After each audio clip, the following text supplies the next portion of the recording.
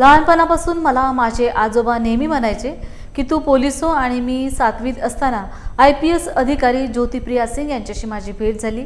त्यांच्याकडे पाहून मला आणखी पोलीस होण्याची इच्छा प्रबळ झाली। मी लहानपणी माझ्या भावांबरोबर चोर पोलीस खेळ खेळत असे आणि आज माझ्या आजोबांचे स्वप्न मी पूर्ण केले। हे बोल आहेत कोल्हापूर जिल्ह्यातील जवदाळ गावातील अतिशय प्रतिकूल परिस्थितीत पोलीस भरती झालेल्या शिवानी बळवंत कांबळे हिचे।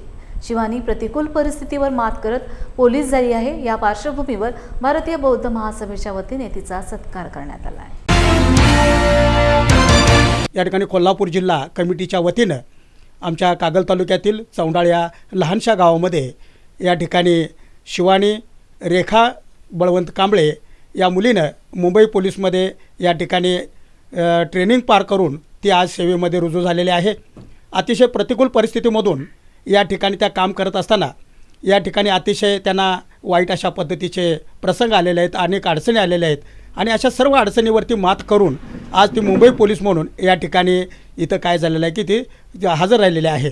आता या ठिकाणी आम्ही एक आमचं कर्तव्य म्हणून या ठिकाणी कोल्हापूर जिल्हा कमिटीच्या वतीनं कोल्हापूर जिल्ह्याचे या ठिकाणी भारतीय बौद्ध महासभेचे अध्यक्ष आयुष्यमान साताबा पुंडलिक कांबळे बस्तवडेकर, त्याचबरोबर उपाध्यक्ष आप्पासाहेब कांबळे, त्याचबरोबर महासचिव मी स्वतः अशोक कांबळे, अशा पद्धतीनं माझी सर्व कमिटी या ठिकाणी इथं या मुलीची या ठिकाणी स्वागत अभिनंदन करण्यासाठी आम्ही तो उपस्थित राहिलेला आहे।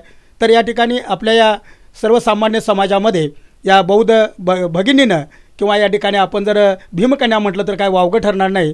तर या भीमकन्येनं या ठिकाणी अतिशय प्रतिकूल परिस्थितीमध्ये वादळामध्ये दिवा लावण्याचं काम केलेलं आहे।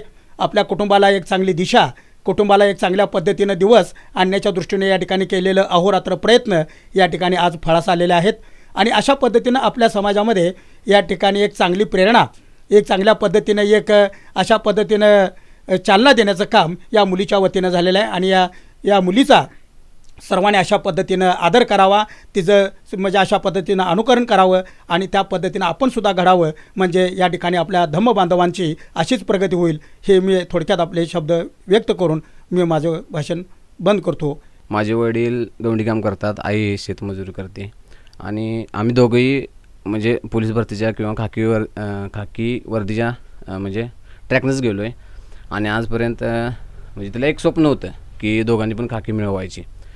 फर्स्ट टाईम ती आता खाकी भेटली एक, आता माझं स्वप्न चालू आहे, म्हणजे त्या मार्गाने मी जातो आहे।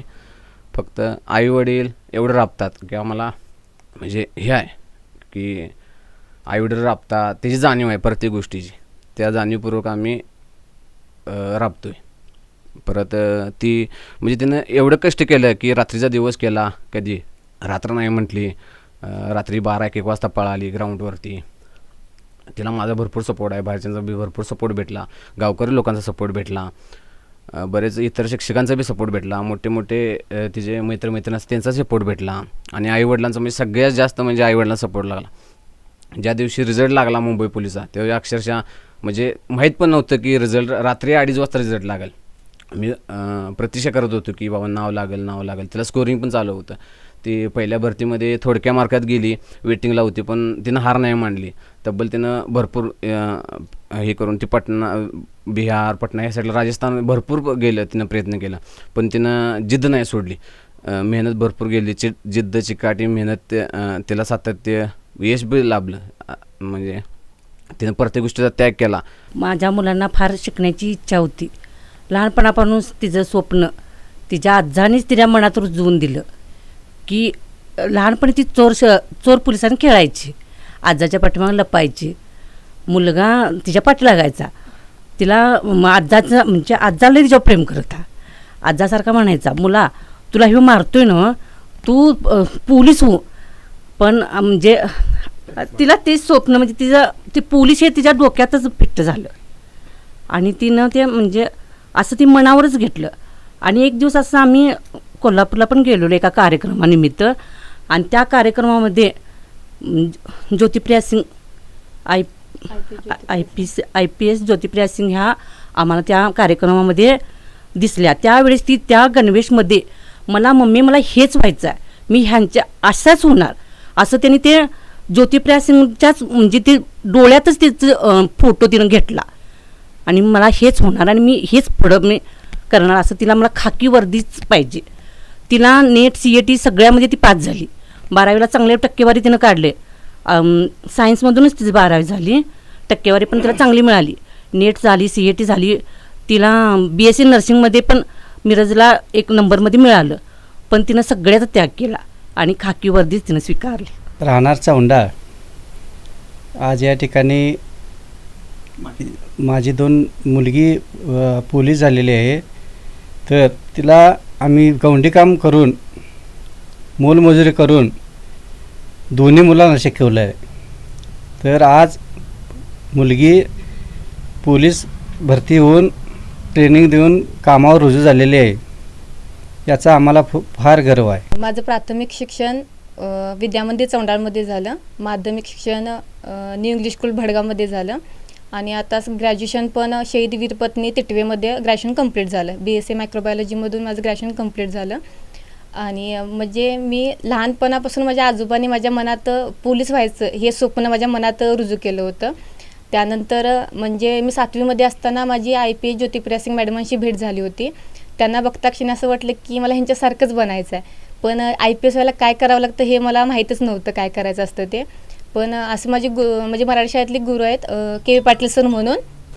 त्यांनी मला सांगितलं की तू टप्प्याटप्प्याने वरती जा, म्हणजे पायरी चढू वरती जा, तेव्हा कुठं तू IPS वगैरे होशील. मग पहिला काय व्हायचं तर कॉन्स्टेबल हो, त्यानंतर तू पुढे जा. मग मी असंच नुसते फक्त माहिती घेत राहिले. मग भाऊ लहानपणापासून मला स्पोर्ट्समध्ये जास्त त्यानं इन्व्हॉल्व केलं होतं की रनिंग घ्यायचा, बाकी काही पण असू दे इव्हेंट, त्यामध्ये दादाने मला भरपूर सपोर्ट केला. मग अकॅडमी 12वी झाल्यानंतर दादा म्हटला की अकॅडमीचं. पण मला घर सोडायचं नव्हतं, कारण आईबाबांचं म्हणजे आमची परिस्थिती इतकी हालाकीची होती की कष्ट करूनच आमचं म्हणजे घरात 4 पैसे येत होते.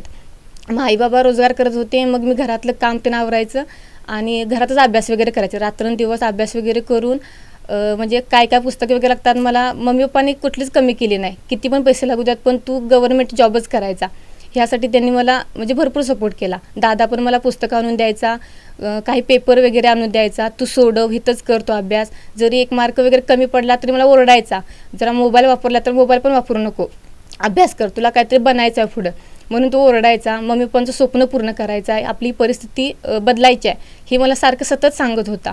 म्हणजे ते सगळं मनात घेऊन मी एकसारखा अभ्यास केला. पण भरपूर अपयशानंतर म्हणजे सतत मला अपयश यायचं, 1-2 मार्कात राहायचं. भरपूर अशा एक्झाम पण मी दिल्या, पण आर्मीची पण दिली, पण वय संपलं, तिथं पण झालं नाही. मग खाकी वर्दीसाठी म्हटलं तर खाकी वर्दीच मला मिळवायची आहे. असं पहिली पोलीस भरती दिली, त्यामध्ये पण मी 2-3 मार्कासाठी राहिले. घरी राहूनच मी अभ्यास केला, बाकी मला कुणाचा सपोर्ट नाही भेटला. पण नंतर अशीच ओळख झाली. प्रद्युम्न कांबळी म्हणून एक सर होते, गंगापूरचे आहेत ते.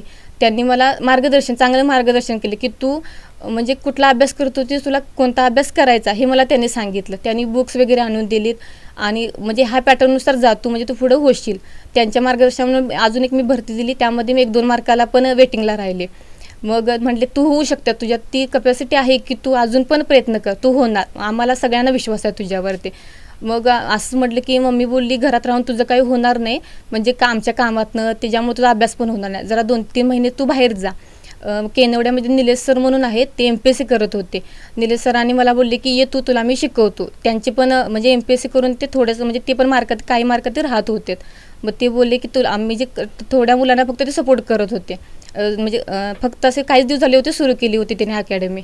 मग त्यांच्यामध्ये संघर्ष करिअर अकॅडमी म्हणून आहे, त्यांच्याजवळ मी गेले. त्यांनी असं नोट्स माझ्यासाठीच फक्त नोट्स वगैरे अशा आमच्या काढल्या. 2 मुलं मी होतो, दीपक पाटील आणि मी म्हणून.